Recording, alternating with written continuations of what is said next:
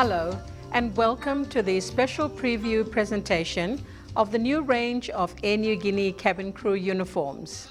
In the program, you will see designs that are part of Air Niugini's rebranding strategy. Air Niugini customers will start to see the new uniforms worn by cabin crew in flight in October 2010. 2010 has indeed been a significant year for Air Niugini, and the following video shows just a few recent events.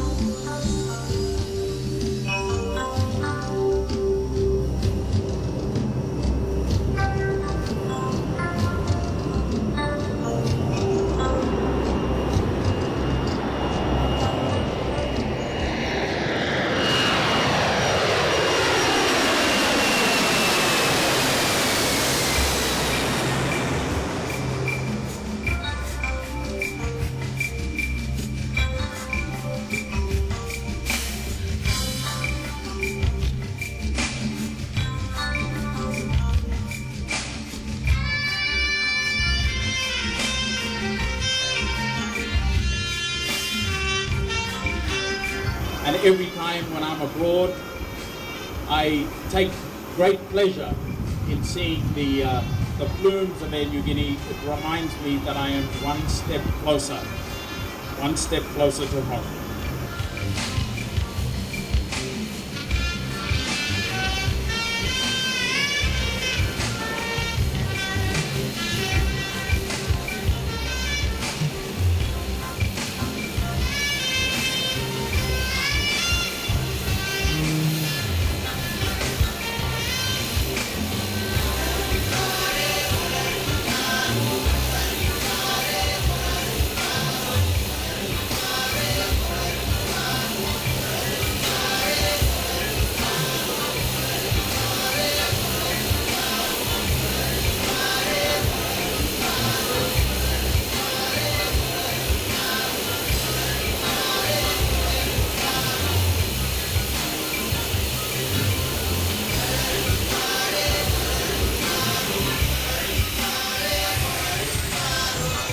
By September this year, we will have 20 aircraft in our operation. It is almost 100% increase of the fleet compared to January 2006.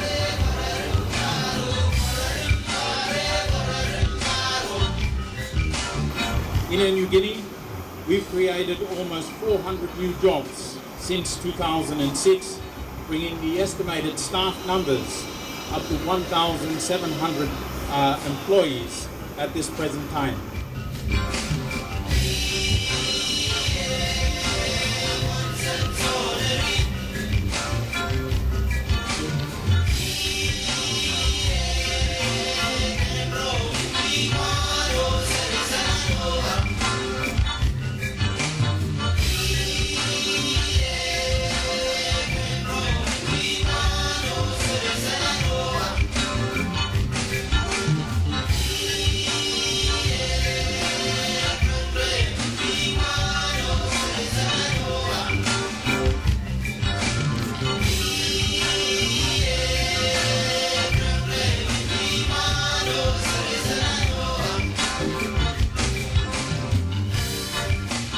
I do believe that Air Niugini is one of the windows to the outside world, and it also provides the avenue for our people to see other parts of this blessed nation of ours.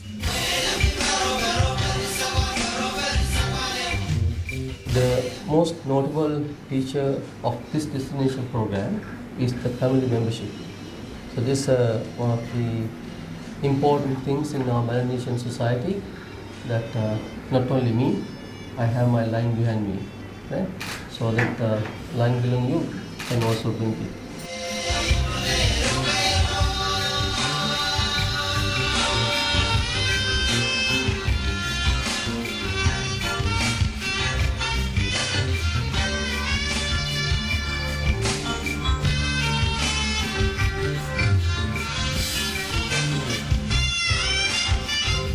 I am confident that the destination's loyalty program will encourage more Air Niugini customers to see more of our wonderful country. On the same token, I give due praise to our airline for its safety record thus far. And I hope it stays like that for many years to come yet.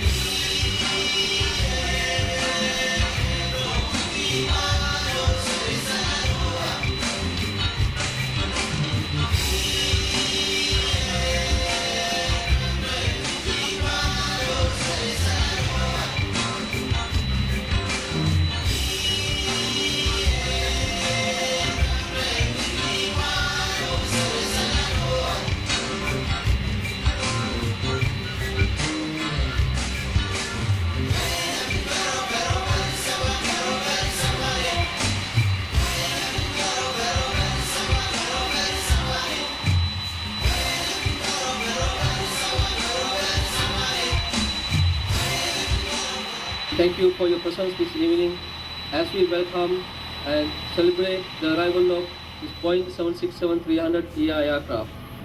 With additional aircraft in our fleet, we are confident this will provide operational flexibility for both our passengers and cargo movement on the international sector. Ladies and gentlemen, it's a pleasure for me tonight to be here to witness the arrival of Air Niugini's additional 767-300ER aircraft to Papua New Guinea.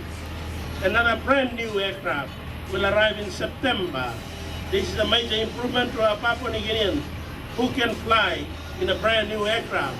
And it's also pleasant to note our own pilots and the people who brought an engineer brought the aircraft all the way from Abu Dhabi, 14 hours, and something that is exciting and thrilling for me especially, because when I was criticized for spending money on Air Niugini, 130 million, out of 130 million we have 4 new additional aircraft, and particularly Boeing 767 are here. So our critics, swallow your pride, come along with us. Fly Air Niugini.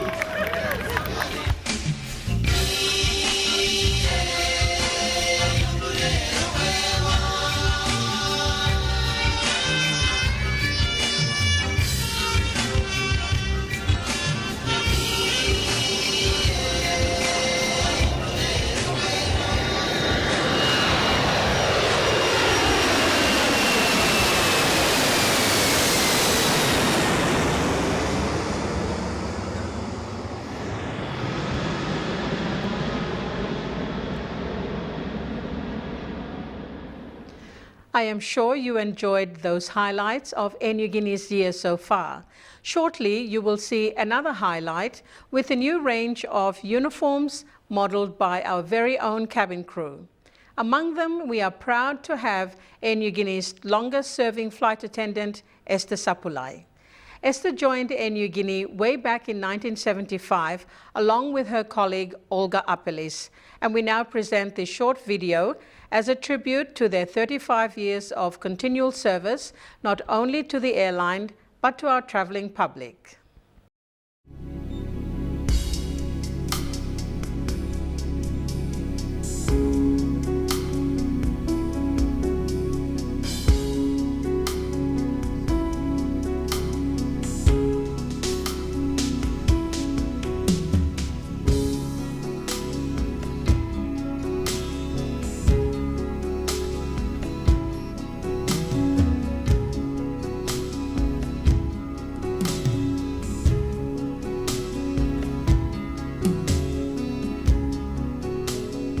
I was recruited back in Manus. That's where I come from. And we were in school when this lady came in. Her name is Adrian Paris.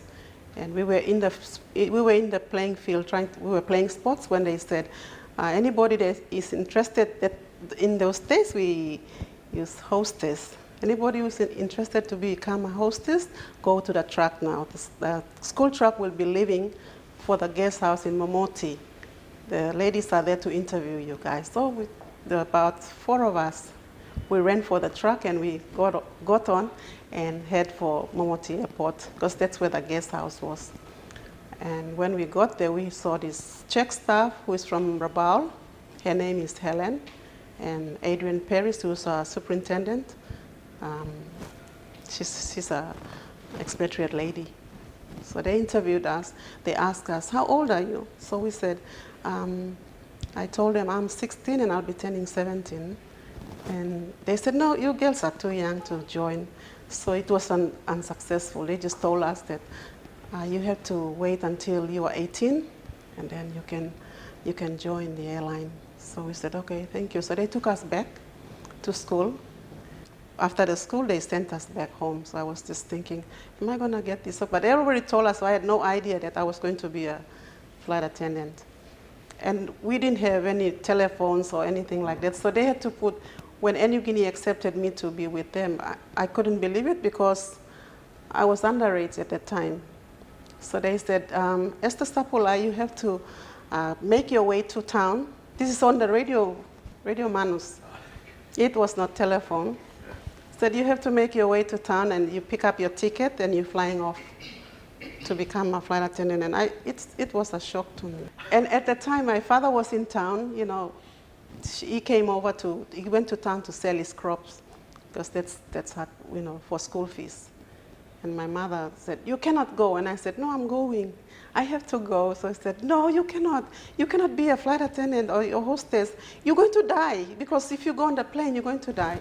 And I said, no, but I want to go. So I disobeyed her, got on the boat, you know, those banana boat. I got in and I got to town and my father was waiting there.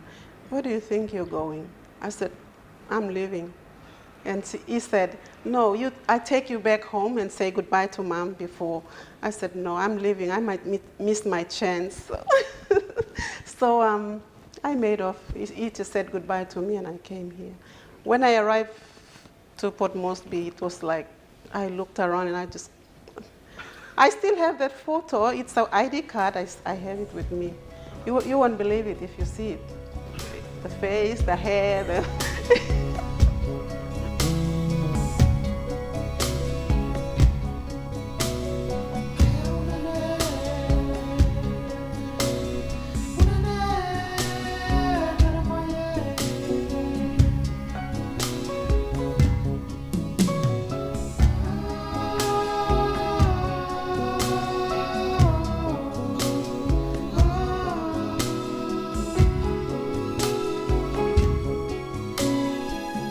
But I can remember at the time that I was getting checked. You see, we do in-flight training, and after that, we have to be checked out by check staff. So that day, I was supposed to be checked. So I came back to Port Moresby so that a check staff can take me on board to check me. And I remember it very well that when I got on that plane, it was the F-27, and Jenny Koya, who has already left Air Niugini, was my check staff. We got in, we had 23 passengers, and we took off from here, and as we were just about to level out, the captain called her and said, prepare your passengers. We're going to have an emergency because the undercarriage cannot go down. So what came in my mind, I said then, I was so scared that, why did I join this? You know, my mother told me I shouldn't be here. And when she came down, we had already put all our passengers in order, like overweighing, and you know, we sort them all out, and we sat down now to just wait for what the captain has to say. So I turned around to her, I looked at her, at Jenny, and she looked at me, and she said, I don't mind. Whatever happens, I don't mind. I said, but I do, because, you know, I'm only new. Oh, so I said, well, that's not very encouraging. Anyway, I just sat down until we landed, and we just got stuck on they did the manual to get down the undercarriage, so they put it down, we just stopped on the runway. And we had to get towed back to the terminal. And when we got there, guess what I did? I got out, got my bag. They said, we're going to fix the aircraft and you're still going to go to Leh and Manus overnight. So I got my bag, I came out, and they said, the aircraft is ready for you to take off. I said, no, I'm not going. I said, I'm not going. And my boss, that expatriate lady, came down and said, come on, Esther, my dear, let's go. She carried my bag. Esther, my dear, let's go. And I said, no, I'm not going. You'll be okay. So she took my bag, actually carried my bag, and took me to that aircraft. So I went on, and I was not confident, but anyway, we did made it, took off, and we overnighted in Manus, where I come from.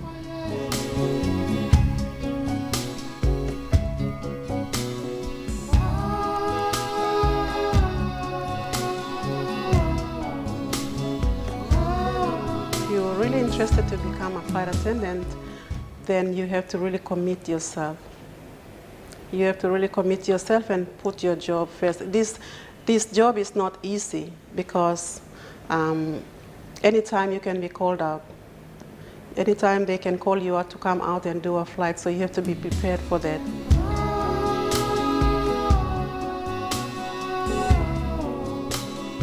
I think the airline helped me a lot, groomed me, did everything for me. Besides other things, but I think they did look after me because with the job, I took care of my parents. And I gave them what they want. I pleased them. My parents are not here now, but I can sit down and say, I have done what I did.